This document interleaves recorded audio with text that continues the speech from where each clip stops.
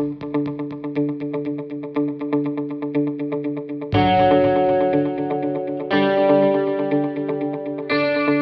afternoon, and welcome.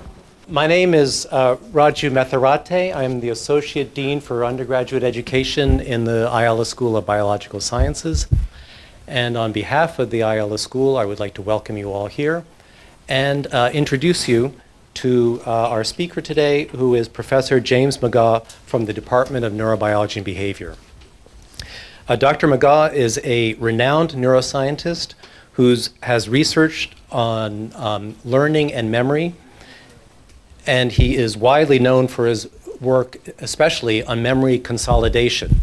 In particular, you may have heard of his recent work on his discovery of a new form of memory, highly superior autobiographical memory. This has been featured on 60 Minutes and other prominent public media. Dr. Mcgraw began his training at San Jose State, where he earned a bachelor's degree in psychology, and then he did his doctorate, PhD in psychology from UC Berkeley. He served faculty appointments at San Jose State and then the University of Oregon, and he was recruited in the mid-60s to UCI to become the founding chair of the first academic department in the world that's devoted to the study of the brain. And that is currently what is known as the Department of Neurobiology and Behavior. In addition to being a research scientist, Dr. Mcgraw has served in many prominent administrative positions on the campus. He was the Dean of the School of Biological Sciences. He was the founding director of the Center for the Neurobiology of Learning and Memory, and he was the very first executive vice chancellor of the UCI campus. Over his illustrious career, Dr. Mcgraw has received many awards, including being elected to the National Academy of Sciences. He received the John P. McGovern Award from the American Association for the Advancement of Science and the Dow Neuroscience Award from the Neurological Sciences Institute. And in 2001, he had a building named in his honor. That's the Green Biological Sciences building over there, Mcgraw Hall. So please join me in welcoming Dr. James Mcgraw.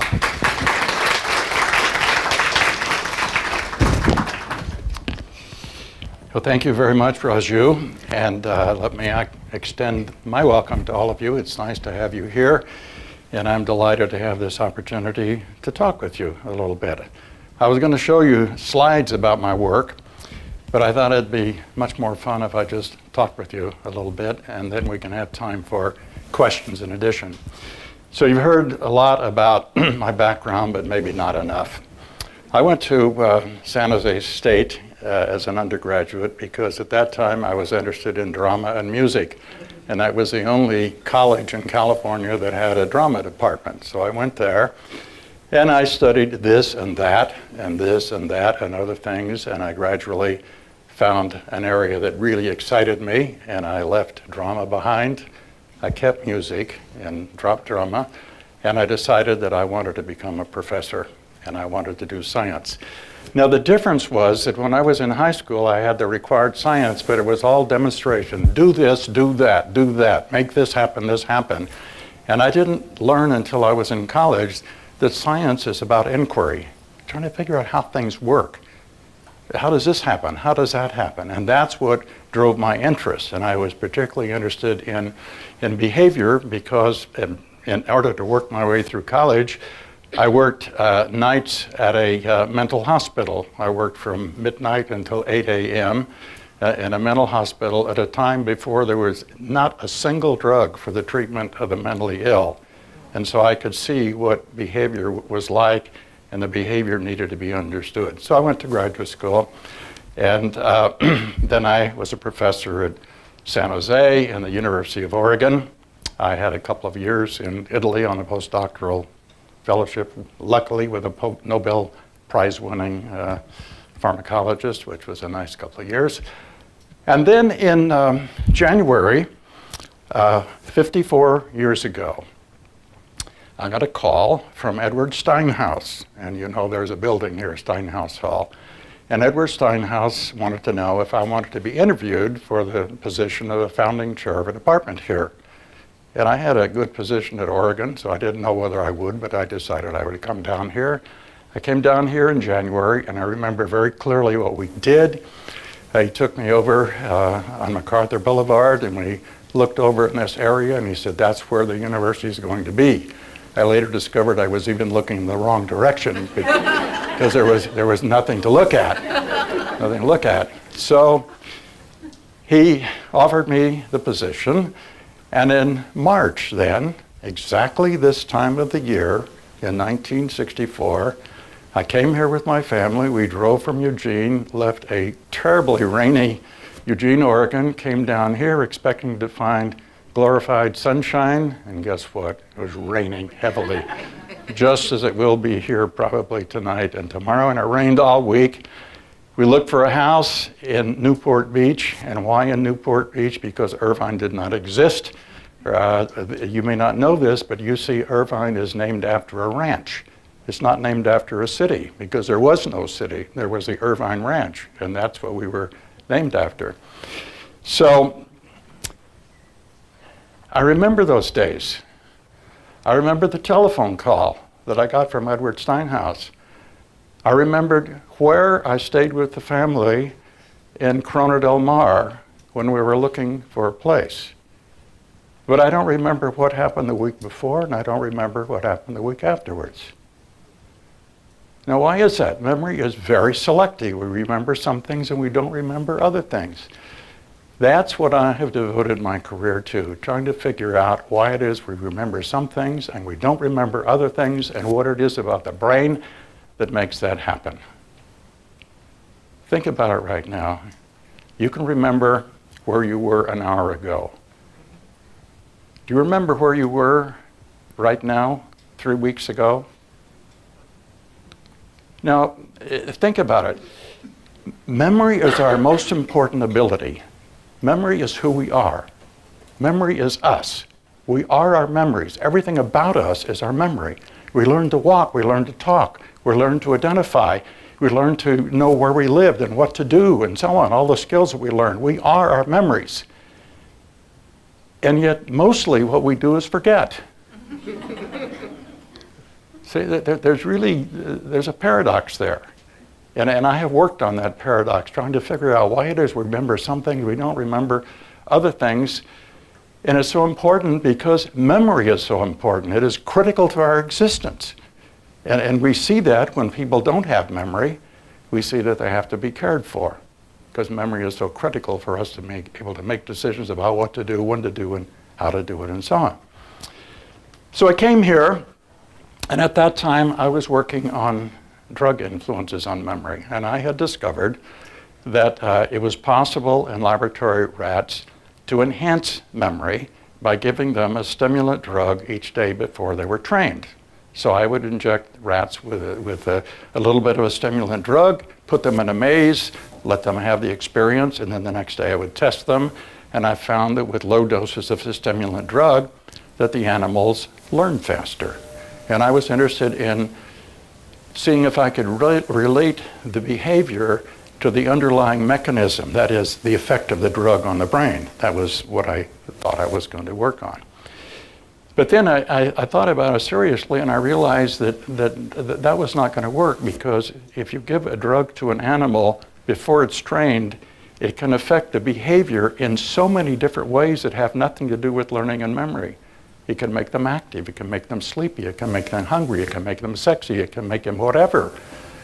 And so to interpret that was impossible. Now, fortunately, right about that time, a couple of years before, a psychologist at Northwestern University published an experiment in which he showed that if he gave rats electroconvulsive shot to the head, which knocked them out, that they would selectively forget what they had just learned. But if they gave that same stimulation an hour later, they could remember quite well. This supported a very, very old idea that memories, permanent memories, are not made instantly, but they're made over time after the experience. So that right now, you are in the process of forming memories, you're forming memories, and the formation of it will continue for hours afterwards. Most will occur immediately, and then after that, and so on. So I said, well, if that's the case, according to this work with electroconvulsive shock, I should be able to get the same effect if I gave the drug after learning rather than before. And so I did. Trained rats, took them out, injected them with a stimulant drug, tested them the next day, and I found that I could enhance memory. I could make memory stronger with this drug by giving it afterwards, and the drug was never in them at the time of learning or the time of testing. So the effect had to be on some mechanism in the body that was doing that. Now, about that time, I was building up steam, and I had quite a group of postdocs and graduate students and undergraduate students, and we had lab meetings. And we began to wonder why it is that we are allowed to do that. What is there about the brain that makes it possible for us to inject afterwards? Why would we have a brain that's designed that way? I mean, if I was designing the brain, I thought, I would design a brain in which memories are made instantly like that. Why have them made slowly over time? So then we had an insight. Maybe the reason that we consolidate our memory slowly is because that provides an opportunity to regulate the strength of the memory depending upon its importance. So if you have an important memory, maybe you'd like to consolidate that more than an unimportant memory. And then the inference of that from that was, maybe we have something within us that plays the same role that the drugs play. Maybe we have something like a drug in us that serves to regulate the strength of memory. So you not only have an experience, but you have something else then that tells you how strongly that memory ought to be stored. And so we thought about it, and we came up with about half a dozen really bad ideas, because science, as you may know, is mainly bad ideas. And what you have to do is to sort the bad from the good, and out of about every 100 maybe or 1,000 bad ideas, you come up with a good idea, right? So we had some bad ideas about what it might be, and finally we had what turned out to be a reasonably good idea. We said, what happens when you have something happen to you that is important, that is exciting? Well, maybe you release stress hormones. And they say, yes, we do release stress hormones, we know that. Well, maybe the stress hormones ordinarily play the same role that the drugs played. You get excited about something, you give yourself a shot of something if you're excited about it. You say, well, let's check that out.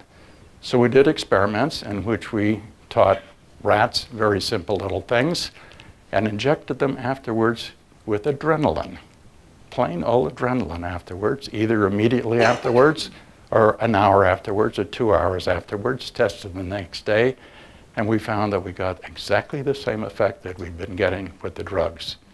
That the plain old hormone that we release to ourselves right now, you are releasing it to yourself now, I'm releasing it to myself right now, that hormone serves, our evidence show, to regulate the strength of an experience that just occurred. So this was, to us, a remarkable insight, and we thought it was true, so we did what every science group does. We did about 20 more experiments of the same kind and different kinds to make sure that we're really onto something, because you don't just want to do an experiment one time, draw the conclusion and say, there, it's done. You have to map it out. You have to do all kinds of things to put it in place solidly. And finally, we put it in place solidly. You can take it to the bank. You can take it to the bank. The hormones that you are releasing when you're listening to this right now are playing a role in creating the strength of your memory of this experience.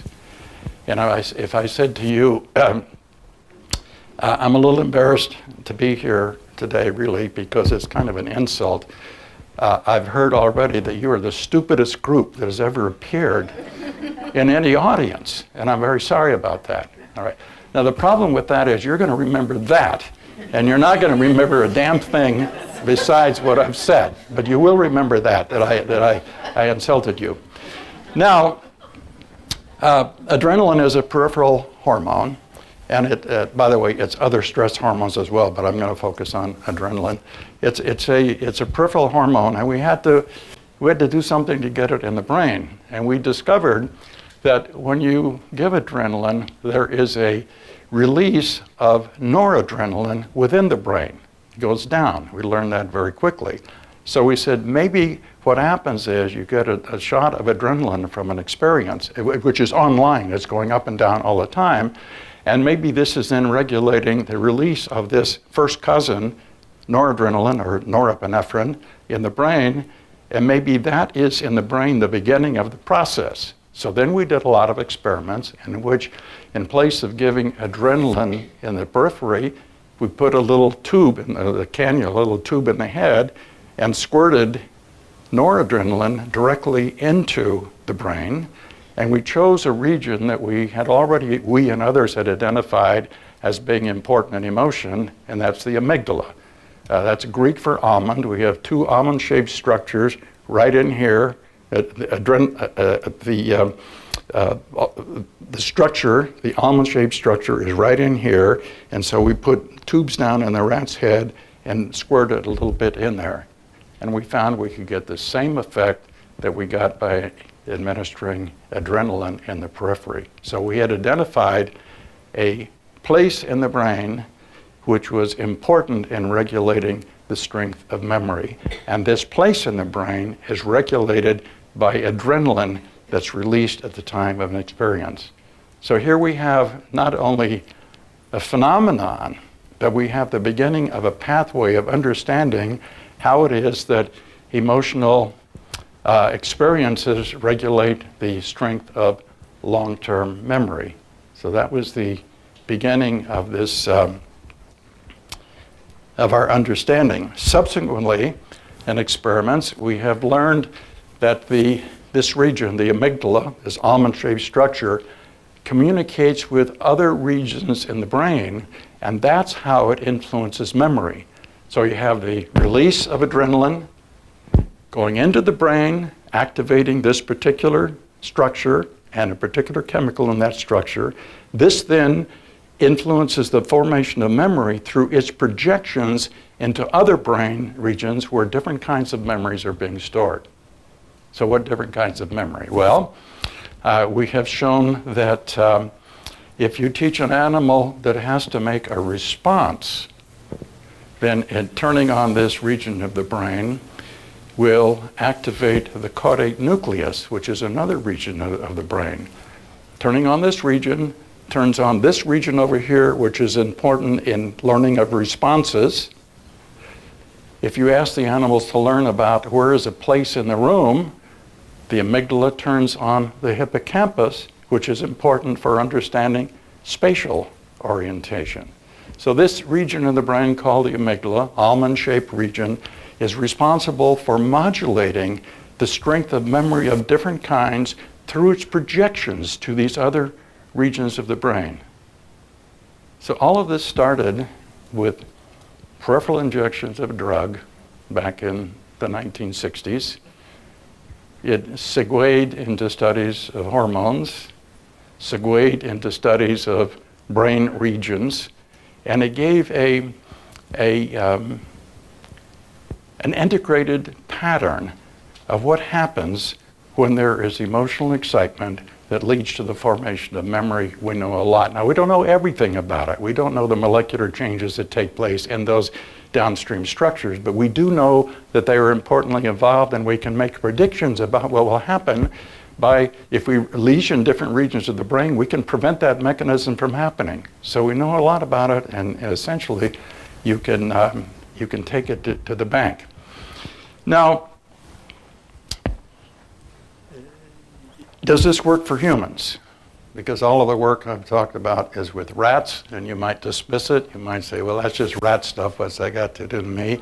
Yes, it does, because here my students and colleagues have investigated that with me.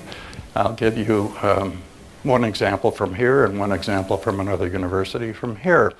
An experiment was done in which college students were taught something, and immediately after they were taught it, or an hour later after they were taught it, they put their hand in a bucket of ice water.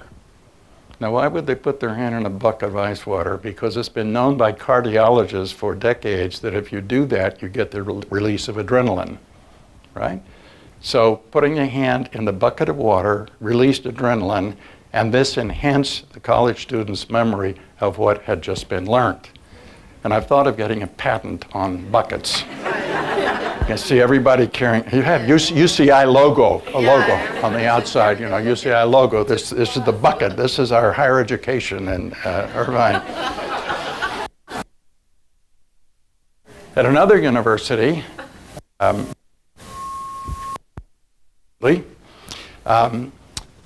reported the following. Students were given a lecture in a course, just a standard lecture in a course. And then after the lecture, they were divided into two. One watched a very exciting video, and the other group watched a very boring video. Maybe grass was growing or something like that. A week later, they got a midterm exam on the material in that lecture. Guess which group did better on the midterm exam? The group that watched the exciting video afterwards. The video had nothing to do with the content of the lecture, but the video was exciting, and the effect was sufficient to create a strong memory of what had occurred in that lecture before. I mean, with that study, you can take it to the bank, because if you're looking for translational work from this micro stuff that we do in the laboratory out to what does it really mean for your life, I think that is important to know. The message here is that we're making memories online all the time. All the time. Some things we're going to forget and some things we're going to remember. And we have a system in us that helps make that decision for us. If it is exciting, it is more likely to be remembered. If it is not exciting, it is less likely to be remembered. I remember the telephone call that I got from Dean Edward Steinhaus in January 1964. I do not remember what happened the day before or the day after. I remember my visit here in March with my family to look for a house in 1964. I do not remember what I did the week before or the week afterwards. Those were exciting times, getting the job offer and getting down here.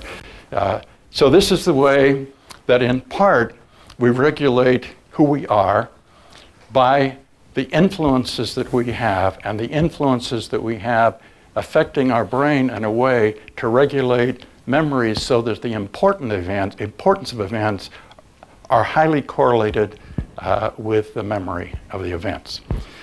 Now that's the way we are.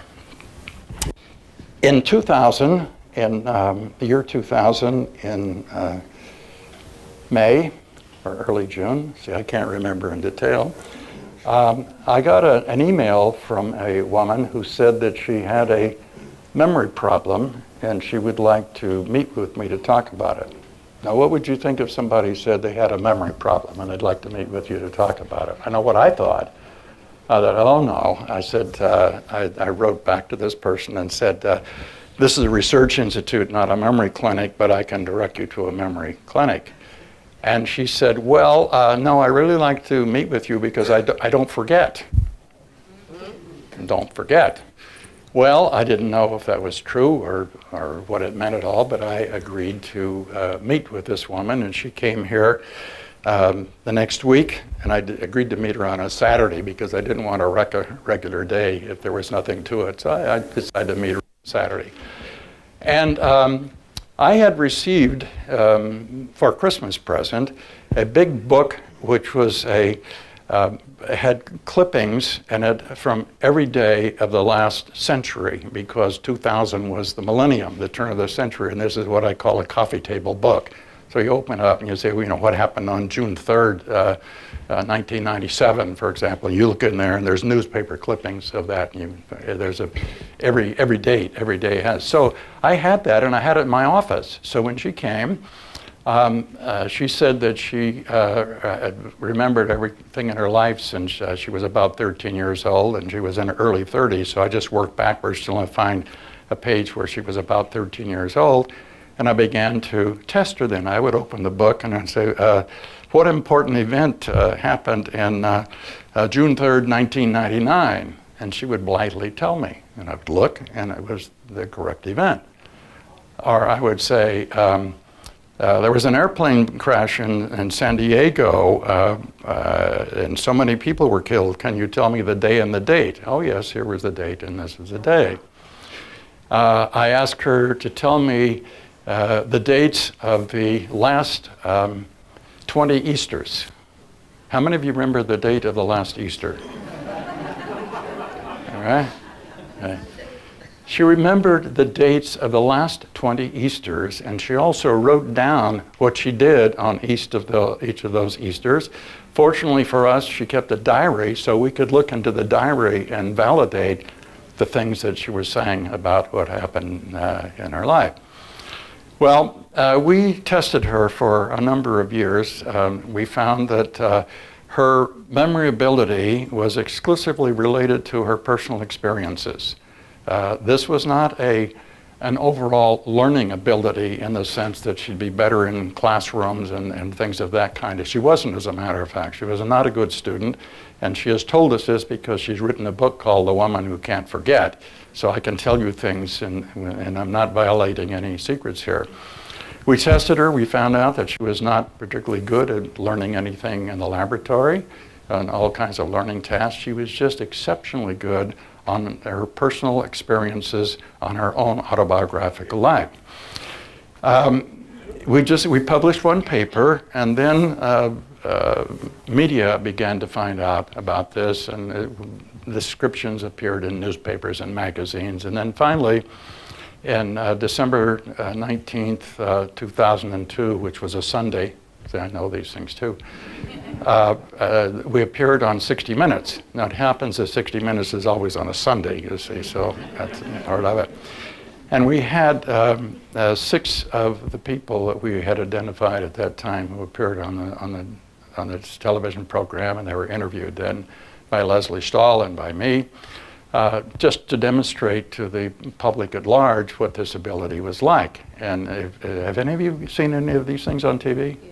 Any of you? If you have, you know that the remarkable thing about them is that their recall is unstressful. So I asked Louise Owen, who is a professional violinist in New York, I asked her to tell me the days in January that it rained in New York in 1990, which is 20 years earlier. And she blithely told me the days correctly in New York that it had rained in January in 1990. Now this is too important for 2 reasons. First is she could do it. Secondly, the days on which it rained in New York were not particularly important. I mean, it rains all the time in there. So that it's not as though she's remembering significant things, she's remembering everything. So this is in violation of everything I just told you in the first half hour. Disgusting is what it is. It really is disgusting. Well, we studied Louise Owen, we studied Jill Price, the first student, and we studied a number of other people. And the emails began to roll in. I still get several a week from people who find out about this and they contact me. And we have tested by now hundreds of people, and I can say roughly that we probably have maybe 80 verified people who have this ability out of hundreds who have contacted us to tell us that they have the ability. Most people who have it either have it weakly or don't have it at all. There are people in Europe. We're collaborating. I set up a collaboration in Rome, and an investigation is going on over there. And what we're trying to do is to work backwards. Here in this case, we have a certain kind of strong memory. We're trying to work backwards and say, how in the hell does this work? Whereas before, all of the other work is we put in the strong memory so we could find out how it worked. What do we know about it so far? Well, we've identified 3 or 4 brain regions that differ in structure in these subjects from those that do not have it. These are not very important findings. They're just descriptive findings. We can say, yes, their brains are different, but in a modestly different way, nothing that provides an explanation. We've just completed a study in collaboration with the Rome group in which we have shown that when people have this ability, recall their autobiographical experiences, different regions of the brain are activated from those of people who do not have the ability. So we're making some intrusions into understanding the nature of this ability, but we're far from having a complete understanding. But it's been a wonderful run for me when you think about it. Here I started off as an undergraduate student in drama and music, and got hijacked into science, and a science that I have loved and lived with for all of these years. We've actually made some discoveries. You can take the emotional arousal to the bank because that's the way our body and our brain works. You, along with me, can get excited about the fact that there are individual differences of different kinds in learning ability. And we need to understand them because memories are us, and we need to come to understand how they can be. How is it that our brains are organized that allow us to do the things that we do? And we need to pay attention to the aberrations also. If you think about this young man in the UK who has been flown over London and Rome and Tokyo, and each time has come back and has drawn the rooftops of the city, and he's autistic, and he draws them in accurate detail. At one point, people were complaining because in the Vatican he got a window wrong when he was drawing the Vatican, but everything else was exactly as it is. What on earth is going on in the brain of this young man that enables him to do that at the same time that he's autistic and not lead a normal life? So we need to know about the nature of normal memory. We need to know about the nature of normal forgetting. We need to know what it is that makes exceptional memory. And then we need to know what happens when things go wrong, and ultimately are the things we can do about it. So now let's have some questions.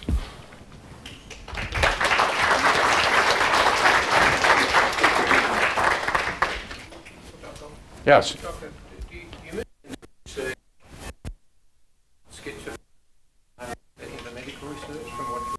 No, there's schizophrenia that deals with memory in this way, and we just don't know much about it. Schizophrenia has been illness for decades. Autism, but not autism. But Yeah. similar disease. In the back? Do we think that formation of a memory is an anatomic construct to experience? Sure. Ultimately, it has to be anatomical. Ultimately, there have to be some changes in the brain that give it stability. There has to be something. The dominant hypothesis is that when you form a memory, that connections grow between neurons, so there's increased likelihood that neurons will work together. And what is not known yet is that for sure, although that is a dominant hypothesis, and secondly, how do these systems develop throughout the brain? So if you think of your name, you know what your name is, where is that located in the brain? Now let me give you an example here to show you how difficult the problem is. I want everybody to think of a red wagon, right? Raise your hand. Have you thought about a red wagon? Have you created that in your head? Okay. It's a toy red wagon. It's about 3 inches long. Think about that for a moment. No, it's the kind that circus clowns crawl in. Now you have another one. So you've got a red wagon in your head, but it's elastic. You can create it. So a lot of memory is based on things that are there, plus your ability to change them as you think about them. So it's not as though you have a red wagon in your head. You have a concept in there, and the neurons will go to work and create that for you at the time that you need that. And how the hell does that work? We got a lot of work ahead. You know, that's one reason that I like to be in education at a university, because we get young students and get them turned on so that they're the ones who are going to solve these problems in the future. And as I say, we're not greedy. We don't solve everything because we have to leave some just out of favor, you know. So I'll leave that one for students yet to come, how to figure out the little red wagon problem. Yes? So if you learn something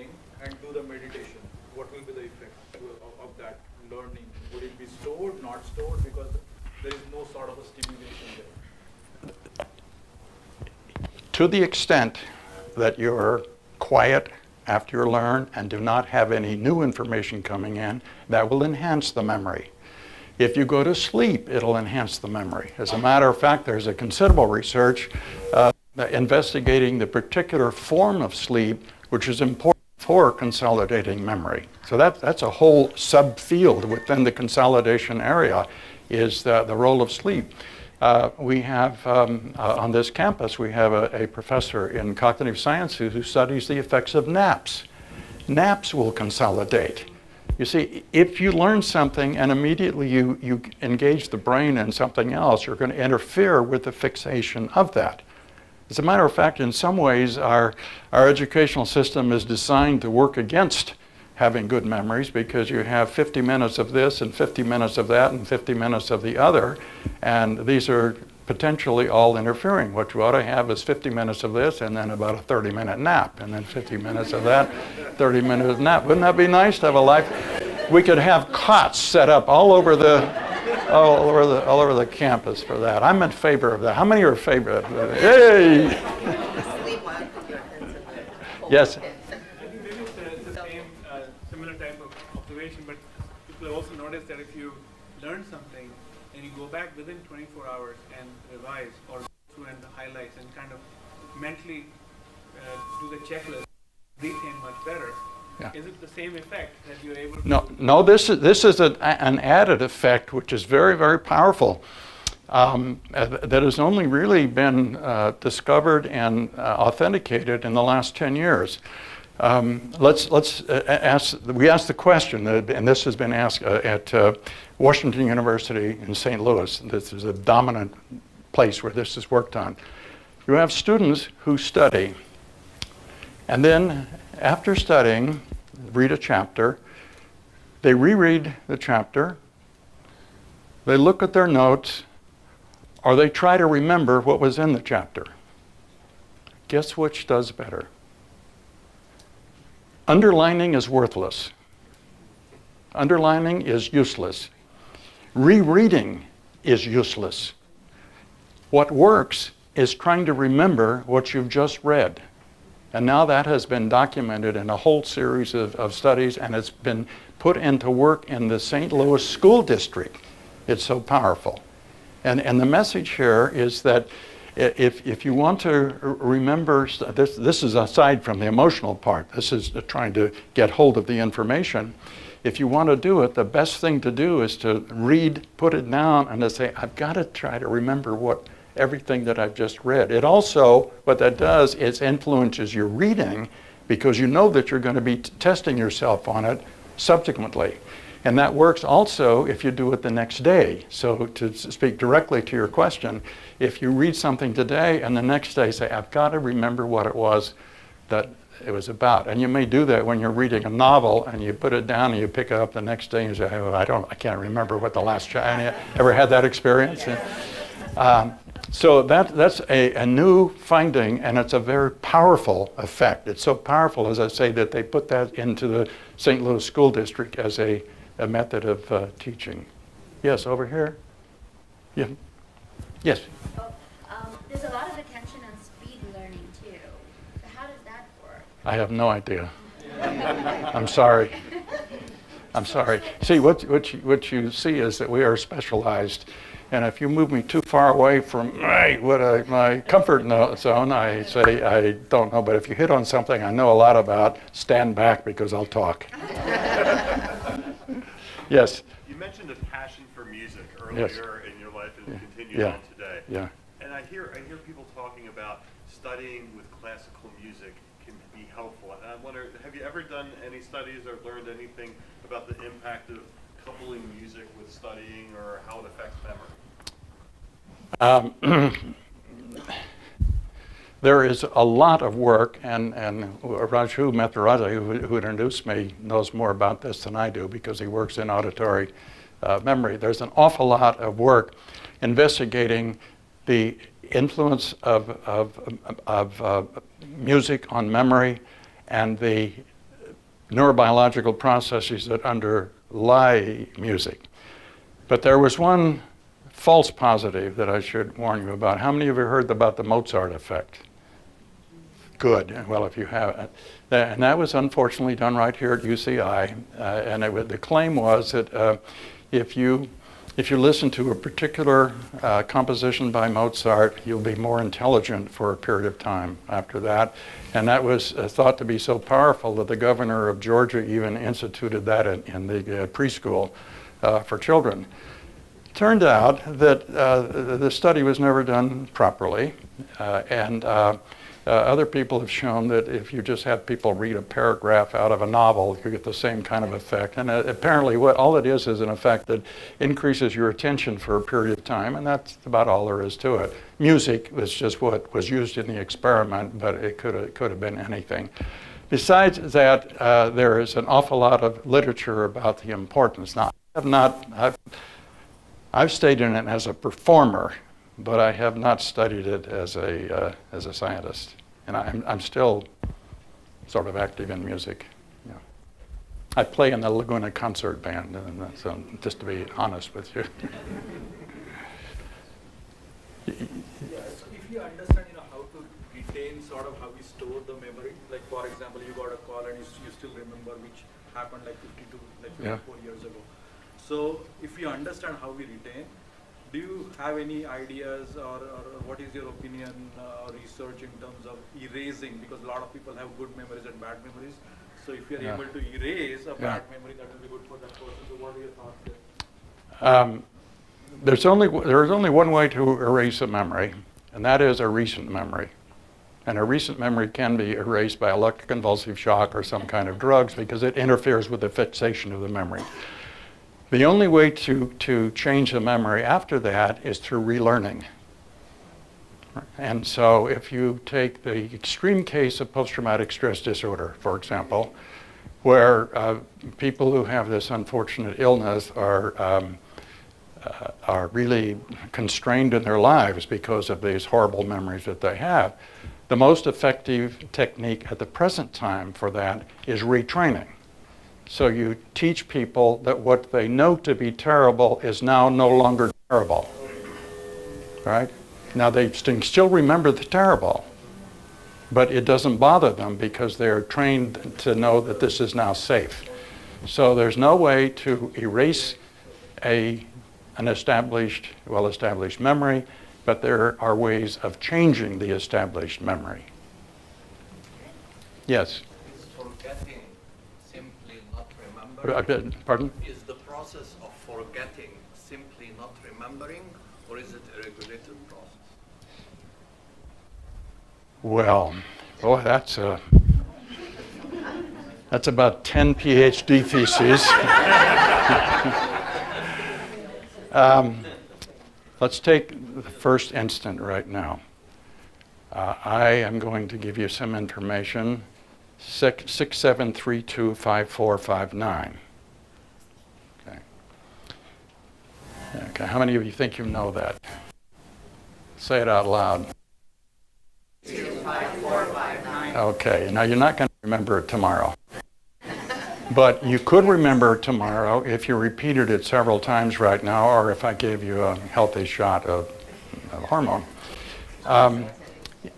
Without paying attention, that's going to slip away. Recent memory goes up and it goes away very quickly. This is used in testing for memory, where you're given digispans and you're given digispan backwards, and just to testing what your recent memory is. And that process is very different from your long-term memory. Long-term memory also will be forgotten. First, the recent memory will be forgotten very quickly. So if you do a digispan backwards, I give you those numbers and you state them backwards, 5 minutes, it's all over. You can't do it. If I have you learn them to criterion, that is, so you can now say them, you'll also forget them, and that forgetting takes place over about 24 hours. That was first studied by a very famous psychologist named Hermann Ebbinghaus in the 19th century. Forgetting occurs exponentially over about 24 hours. You can prevent that by strong learning.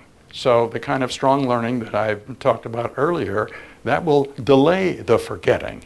It's not going to prevent the forgetting, but it will delay the forgetting. So you're always working against forgetting.